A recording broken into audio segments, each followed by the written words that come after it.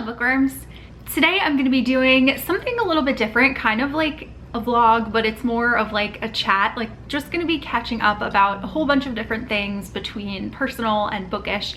I'm going to start off with bookish stuff and then I'll move into personal stuff, so if you're not as interested in that you don't have to stick around for it. But basically I just wanted to like come on, have a big cup of tea with you guys, although mine is like almost already empty because I was waiting for my camera battery to charge since it's been so long since my last vlog. But I thought it would just be fun, yeah, to just like catch up on a whole bunch of stuff. I feel like I've had a lot going on, which seems to be par for the course for the past couple of years, but thankfully everything is very good.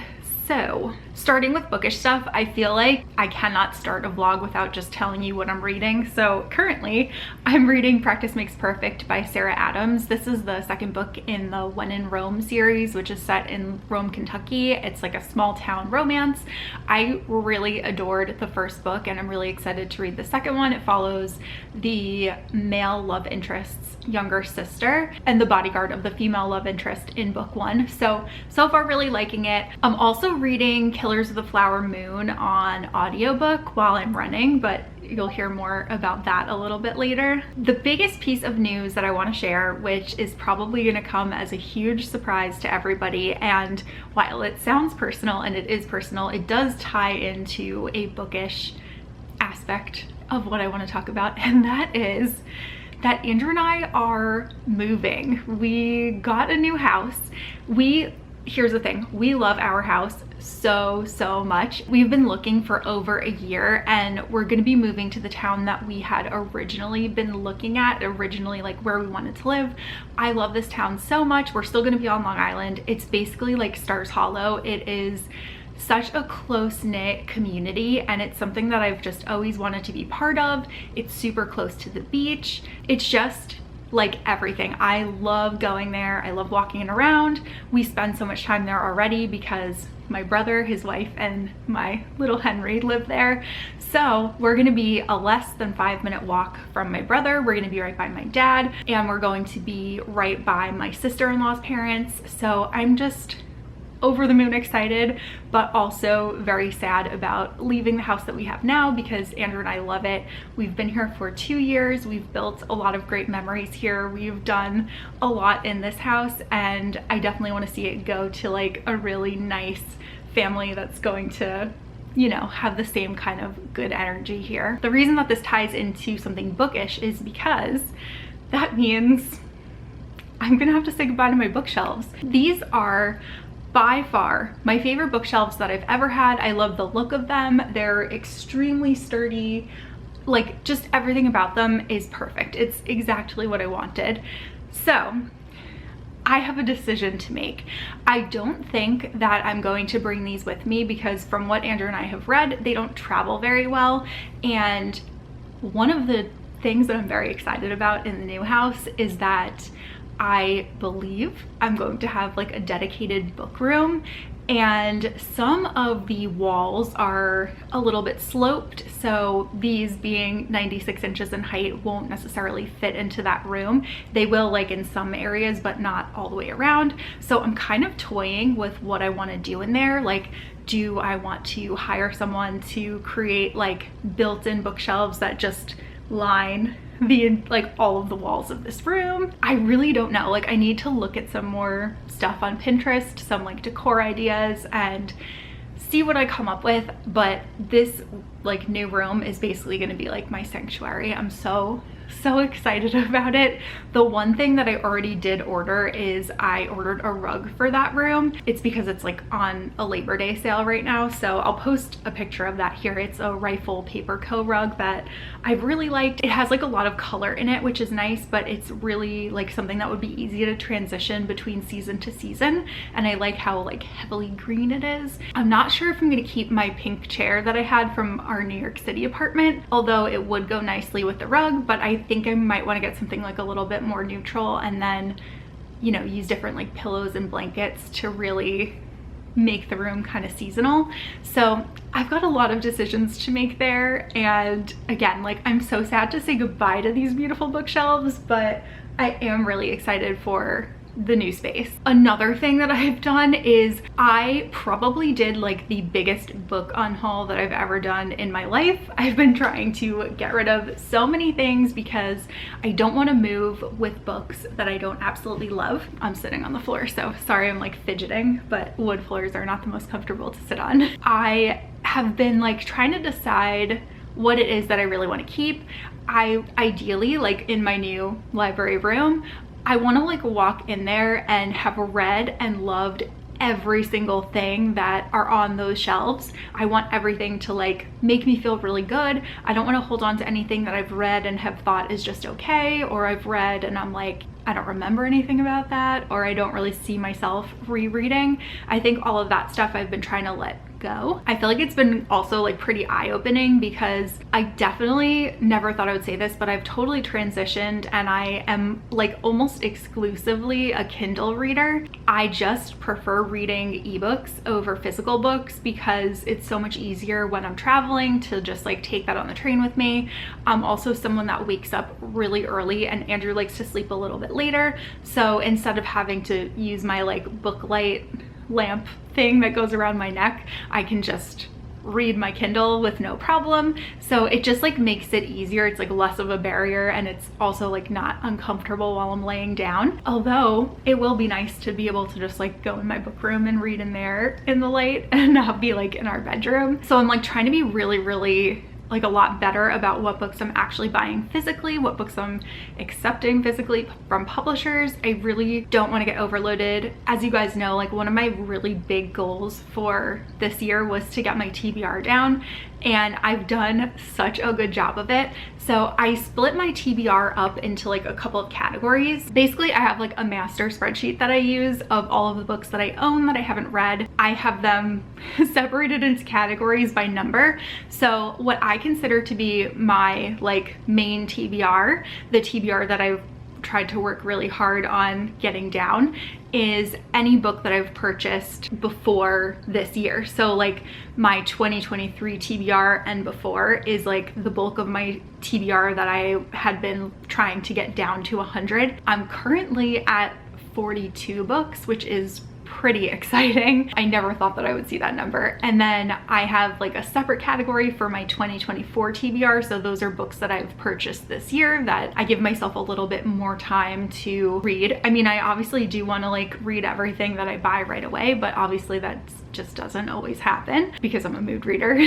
I give myself like a little bit more time, and then at the end of the year, like December 31st, January 1st, all of those books that are labeled with the number 2 will then be labeled with the number 1 and will be added to my like backlist TBR. I guess that's the best way to describe it, is backlist TBR. And then anything I acquire in 2025 will be labeled with the number 2, and I'll have that year to finish them before I add them to that backlist TBR.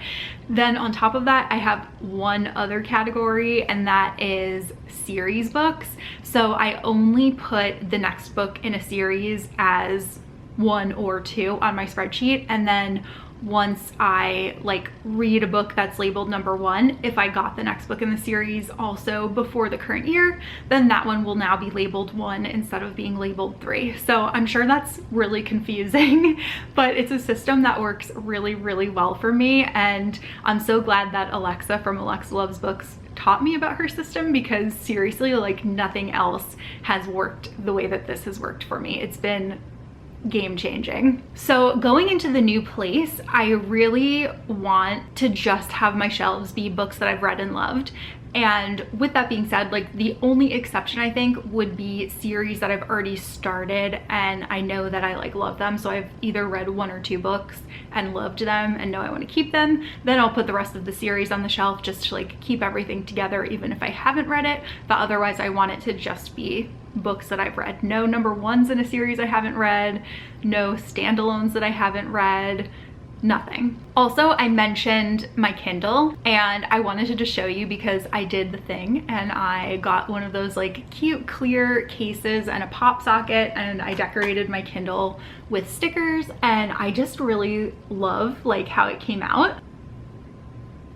Obviously, I've got a lot of Taylor Swift on there. If you've been watching my channel this year, you'll know what a huge Taylor Swift fan I've become. Also, those videos will go back to happening at some time soon, but it'll probably be a little bit because again, I'm just so busy trying to pack everything, trying to clean out my house, get it listed for sale, and then move into our new house. But back to my Kindle. So something that I did here, which I feel like works really well for me, is I used a piece of just like craft paper that I use in my bullet journal, and I cut it to be the size of my Kindle so that I didn't have to try to like get all of the stickers to stay. Well, first of all, that I didn't have to like actually use and like commit to having these stickers be the stickers that are here. And then I just used like the tape that I use in my bullet journal, like the double-sided tape thing, and just like, you know, connected them on here so that way everything stayed in place when I put it on my Kindle. And also, like, if I ever want to change it up, it's really easy to do. I can also, you know, use more craft paper and create a couple of different designs and then change them as my mood changes. So I'm very excited with the state of my Kindle. And then speaking of Kindles, have you guys seen online like all of those Kindle pillows and like the clicking thing that you use to turn the pages floating around? Because I'm very intrigued, but like I also feel like I don't completely get it. Like, I don't know, is that like really lazy to get that, or is it really that like life-changing? Like, so many people that have it swear by it, and I'm like, I just don't know if it would really make like that big of a difference, but it looks like it looks very comfortable, and like I'm very intrigued. It's also not super expensive, so like maybe I should give it a go, but I'm not really sure. So let me know if you have opinions on that. Let me know if you've like tried them out, what you think. I'll leave links down below to what I'm talking about in case you're like, what? I'm really curious. Another thing that I want to talk about that I feel like has been pretty evident if you've been watching my channel this year is that I feel like I've become a little bit like disillusioned when it comes to special editions. Like, there are just so many available that it's completely overwhelming, and to have to like pick one type that you like for a book, because a lot of times these special editions go on sale like for new books. It's something that you haven't necessarily read yet. It's something that you're gonna hope to like, but you'll need to pre-order like 5 different special editions, because what if you like love it? And I hate that. And like, especially with doing my unhaul, it had just made me feel so guilty about like all of the books that I spent money on special editions for that I ended up not really enjoying, or that I've kind of lost interest in reading, and I really don't want to do that anymore. So over the past couple of months, I've canceled my YA Fairy Loot subscription. I've canceled my Fairy Loot Romanticy subscription. I've kept the adult one, and I'm gonna see like how that goes. I might get to a point where I want to cancel that too, but I do like that I will still have like early access to the sales by having a subscription to one of them. I'm also interested in their fantasy, like quarterly fantasy subscription that's going to be upcoming next year. That is fantasy that like doesn't really have as much romance. I think more like high fantasy. I think it's like rumored that the first book is actually Joe Abercrombie's new book, so it'll be titles that are more like in line with that kind of feel. I'm obviously keeping my Broken Binding subscription. I really love them, and that goes for both fantasy and sci-fi. I think they've been doing like just such excellent editions, and some series that I really love, and some series that I really want to read. The next one is The Dragonborn Chair, and wow, like the artwork on that is wonderful. But something that I've noticed like definitely specifically is that I think that I really just prefer paperback books when it comes to romances. I've gotten like a bunch of Afterlight special editions, and I've gotten rid of a lot of them because I don't know, I think I just prefer the paperbacks, which I never thought that I would say, outside of like a couple things. So like, I would never get rid of the Well Met series that I got. Like, that I think is so cute. I think the covers are really cute. I like that they kept like mostly the colors of the different books in that series. And yeah, so like that I love. Obviously like the Illumicrate or Afterlight Bridgerton set, love that so much. Would never get rid of that either. But I have gotten rid of a bunch of other ones, definitely the monthly ones, and I'm actually like a little bit on the fence about whether or not to keep my Allie Hazelwood ones, because I think I might actually like my Allie Hazelwood paperbacks better. And like, do I need 2 copies of them? I don't think so. That's something that I am grappling with at the moment. So I feel like I'm kind of close to canceling Afterlight because romance is probably the smallest section of books that I've kept because I have to like really, really love them to keep them. A lot of times I'm picking up romance when I have a lot going on, I'm kind of stressed out, kind of anxious, and they're just like a fun, like mindless read. I really enjoy them in the moment, and then a lot of times I'll forget about them, with the exception of, you know, some that are all-time favorites and I love, and those I love having physical copies of, but other ones like I'll look at months later and I'm like, I don't remember anything about this. I remember liking it, but I don't need a book like that. So I'm kind of close to canceling my Afterlight subscription. I'm also kind of close to canceling my Illumicrate subscription because I also went back and looked at like when was the last time that I got an Illumicrate book. They have the best skip policy, and that is honestly the only reason that I still have the subscription, because you can skip 10 times out of the year, which means that you only need to get 2 books, and hopefully there would be 2 books within a year that you'd be interested in, although that's like not really the case for me. This month I'm getting the September book, which is the new Allison Saft book, which I am interested in, but I don't feel like I need a special edition of because I haven't read any of her other books yet. I don't know that like I'm going to end up loving it, but I kept it because that would be my 11th skip and I don't want to lose my subscription, and I definitely am not interested in any of the books in October, November, and December, so I know that I'm going to be skipping those 3 months. So I'm getting the September one, and I feel like if this happens again, like if I get into a situation again where I'm going to be like up to my 11th skip and I'm just getting it to keep the subscription, I'm gonna cancel. But obviously that probably won't happen for another year because I'll have more time, but that's where I am with that. Then I did already touch upon the fact that I have gotten my TBR down to a place that I am like pretty happy with, but I do want it to be even better. Like I want to get back to those days where I walk into a Barnes & Noble, I read some synopses of books while I'm browsing, and then I pick one up because it sounds so good and I just start reading it the second that I get home, instead of putting it on like a shelf to hopefully be read in the future. Like I want to be reading everything that I buy right away. That's the habit that I'm aiming for, and I'm like really hopeful that I can get there. And I also want to stop putting so much stock into Goodreads reviews, because I feel like there's been a number of times recently where I have read Goodreads reviews, or like not maybe read the reviews, but like looked at the average ratings. And a lot of times, like if books are rated a 3, like that is pretty average. 3 doesn't mean it's a bad book. I do agree with those things. However, it can be like a little bit off-putting to be like, well, if I'm just gonna find this okay, like, is this the book that I really want to read right now? And sometimes I'll read those books and they end up being 4 or 5 stars for me. Other times I'll read them and, you know, won't like them. It's always, you never know what's gonna happen. But I don't want to be like off-put because of an average rating. I want to really choose my reads based on the synopsis and what I think I will be interested in. That's gonna be hard, but I'm gonna try. I also want to make an effort to be a better booktuber when I am not in a fantasy mood. I feel like whenever I'm like really heavily invested in a fantasy or sci-fi world, that's when I'm like most excited about filming and sharing thoughts and everything. And you know what, it probably ties into what I said earlier. A lot of the times, like when I'm feeling really stressed out, when I'm feeling anxious, when I have a lot going on, that it's like hard for my mind to truly focus on those little details that I don't want to miss in fantasy books. That's when I'll pick up something easy, like a thriller, a romance. I enjoy them so much, and I'm like, they're like comfort reads for me, but I tend not to talk about them as much, and I want to get better about talking about them more. I feel like I've always been a pretty well-rounded reader, but I was much better about sharing that part of myself back in like my earlier days of BookTube. Past 2 years I've been really like hyper-focused on fantasy, and while I like love fantasy so much, I do also love other genres, and I would love to talk about other books with you guys. I'm sure that you guys are also well-rounded readers too.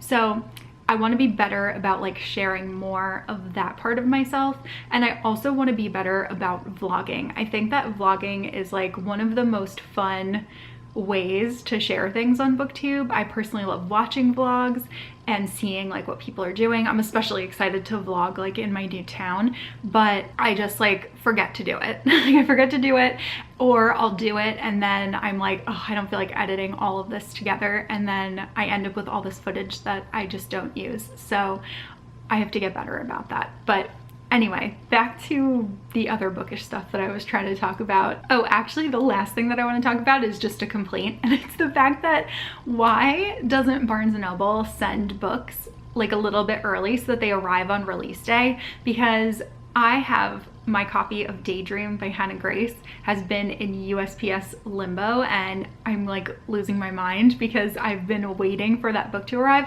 I actually almost didn't start a new book because I was like, oh, Daydream should be here tomorrow and I'm gonna want to read that as soon as it gets here. Thank goodness I didn't do that, because it's been saying it's supposed to arrive today for like 3 days now. So if it's lost in the mail, that's gonna be really annoying, but it probably is what happened and I'm gonna have to reach out to them.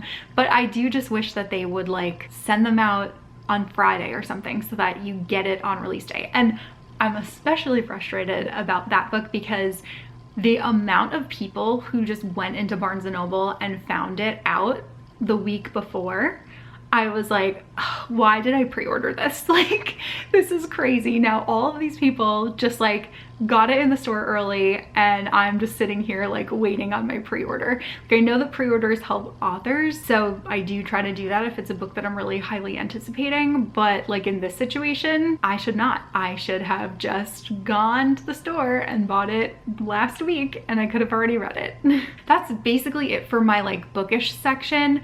I am mostly just like catching up on BookTube while I unhaul, pack, try to get everything cleaned up and in order. And yeah, I'm really not looking forward to packing up my bookshelves. I don't know how long it's gonna take to like actually move everything. I feel like it's always longer than you expect. So it's annoying because it's probably the easiest thing to pack, but it's also the thing that I want to pack the least because I enjoy looking at my books. So anyway, I am like a little bit losing my voice, but that's fine. I'm gonna move into the personal section. So this stuff is gonna be like mostly non-bookish. There are some like fun media things that I wanna talk about, but for the most part, this is just like general life stuff. So if you're not interested, then thanks for talking books with me. And if you are interested, then here is the next part of the video. Okay, so probably the most life-changing purchase that I've got in a while is an Apple Watch. I never thought that I would really like want one of these, and it's not perfect. There are some things that I don't love about it, but I love the way that it like tracks exercise. Since I got it, because my brother has an Apple Watch, Andrew and I got them at the same time, and all of us share our fitness information. So basically, since we got the watches, Andrew and I have been exercising, like going for daily walks and runs, and it's partially like, even Andrew is like, your brother can see what we're doing, like we have to exercise. And I'm like, you're right, we have to beat him. So I never in a million years thought I would be somebody that would enjoy running, but I have turned into someone that very much enjoys running, and it is the shock of the century to me. Because when I was younger, like in gym class, I would like, when you had to run the mile, you have to run like 4 laps around the track. I would run slow enough / walk slow enough that I would only do 3 laps, and then I would just pretend that I was coming in with everyone else on that 4th lap and I was keeping a pace, but I was not. And then I also did play like sports when I was younger, and my family has literally made fun of me for my entire life because I'm surprisingly good at sports minus the running part. So like I used to play softball, and like if everyone was on base, I would be able to like hit the ball far enough that everyone on base could get home, and like I would get to like second base. My dad would be like, anyone else, that would be a grand slam, and like they would be home too, you just don't run. And then I remember also like when I was younger playing basketball, there was one game where I was, you know, like you run back and forth on the court, whatever. So I was in the game, like everyone ran to the other side, and I guess I like wasn't running, and my dad was like, Kristen, you gotta go like run to the other side, like that's where the ball is. And I like looked at him and I was like, they're just gonna come back again, so I'm gonna wait here. Like, that's how little I enjoyed running. So yeah, I'm shocked. But Andrew and I have been going for runs like almost every night. Like, we try to go like 3 to 4 times a week. If I'm not running, then I do try to like go for a walk just to get some like exercise in, or I'll take the train to a station that is like a little bit further away from my office so that I can get a walk in when I'm like trying to get to work. I ran a mile without stopping for the first time in my life, which was unheard of. Like, this is the biggest milestone that you can possibly imagine. I still can't believe that I did it. Like, I never in my life thought that I would be able to run a mile without stopping. I run very slow, but I'm doing it. So I'm not like, oh, I'm like running like super fast, but like the fact that I'm doing it is huge. So I ran a mile without stopping. Then I want to say like a couple of weeks later, I ran a 1.5 miles without stopping, which was another just hugely mind-blowing milestone. And then just a couple of days ago, I ran 2 miles without stopping. And I'm still like, how did that happen? Like, I can't believe it, but I'm like so proud of myself and I feel so good about it. And I really like want to continue on this path. And I know it's going to be like a little bit more challenging once it starts getting colder, once it starts getting darker, because I'm commuting, so I don't get home until a little bit later. And then our new train schedule is not going to be as good as the one that we currently have, so I'm going to be home even later, which is definitely going to make it harder to run. But like, I'm committed to making this work. And then along those lines, just like trying to be a bit healthier, I've also gotten into the habit of meal prepping, and I feel like that's made a really big difference for me. I'm usually like not the happiest while I'm doing it, because my routine is that I will wake up like super early on Monday morning and I cook like a big meal before work on Monday, and then portion it out into containers so that Andrew and I have it for lunch every day that we're in the office for Monday, Tuesday, Wednesday, Thursday. It's a lot of work. I'm usually like exhausted by the time I get to work, because I'm then, you know, I'm then commuting and then working. So it's definitely like a lot. But then on Tuesday, Wednesday, and Thursday, I'm like so thankful that I did it and that I have food that is healthy, food that is good, and I'm not like ordering food out, which I feel like has been like a big downfall for me in the past, was ordering food out, ending up like eating more than I really want to. So I feel like meal prep has been really good. But let me know if you have any like meal prep recipes that you really enjoy. I'm very new to it, so I'm open to any tips, any tricks, any recipes. Like, just tell me everything. The only like thing that's like a little bit annoying about it, besides like waking up early to cook, is that I put everything in like glass containers, and I find that it makes my bag so heavy. So when I'm commuting with like a glass container full of food, and then if it's like a Monday or Thursday, also with my laptop, it ends up just being like a lot to carry. It is what it is. I don't like wearing a backpack, because in the city, like if you're wearing a backpack, anyone can just, you know, go into your backpack behind you. You might not see it. So I prefer using a bag that I can keep like close to my body. That's like my one complaint, but I think it's, you know, I just have to get over it. Oh, I've been thinking that I might do like a little bit of a house tour before we leave our house. Andrew and I both are more like private people, so we both feel like weird about people knowing the layout of our house like while we're currently living in it. We felt the same about our apartment. A lot of people have asked me to do a house tour, and now that we are going to be leaving, I'm thinking maybe I will do one. Like, we'll feel a little bit more comfortable sharing it since we're not going to be here anymore. And then I'll share portions of our new house, but obviously not like the whole thing or like the floor plans. One room that I'm really excited about in the new house is that we have this gorgeous sunroom with these really old windows. Our new house is a Victorian, which I've always wanted to live in.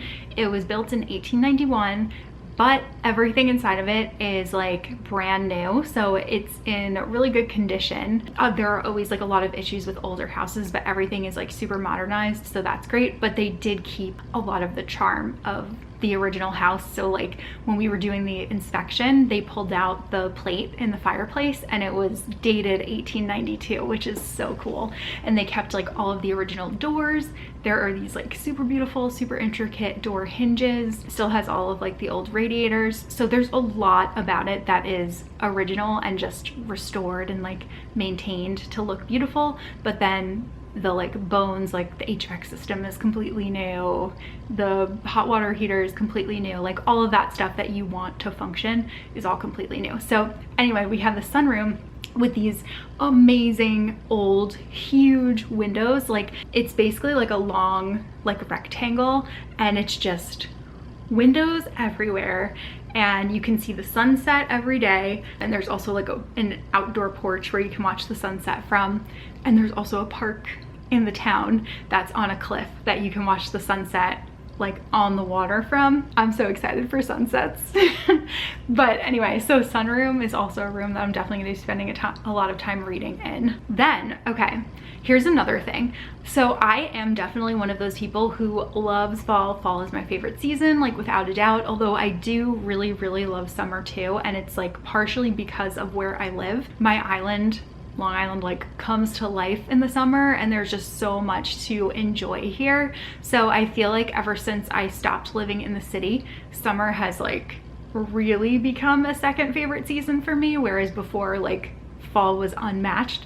But summer is like pretty neck and neck with fall for me. With that being said, one, we're moving, so I feel bad making Andrew take out all of our fall decor and have me decorate for a very short period of time just to have to pack it all back up and move with it. So I'm not going to have like the typical fall decorations that I usually do every year. And while that does make me like kind of upset, especially since I feel like this year, like specifically, people have gone like crazy early with fall. Like I usually decorate for fall the last week of August, like right before Labor Day. That's like the time that I feel like is when it is starting. I like that meteorological fall starts on September 1st, so I'm like ready for it then. But this year it was like the day after July 4th, every influencer online was like, it's fall, and Home Goods was selling fall stuff in like June. I don't like that. Like I really like enjoying the season that we're in and indulging in it and like just appreciating the time that we have, not rushing things. So while I'm sad that I can't put my fall stuff out when I would like to, I am excited that it is forcing me to enjoy summer for a little bit longer. Like for instance, Andrew's parents came to visit us last weekend and we went out to Sag Harbor, which is a beautiful, beautiful town out east on Long Island. It was a whaling village and it's just so cute. It's like a little coastal town.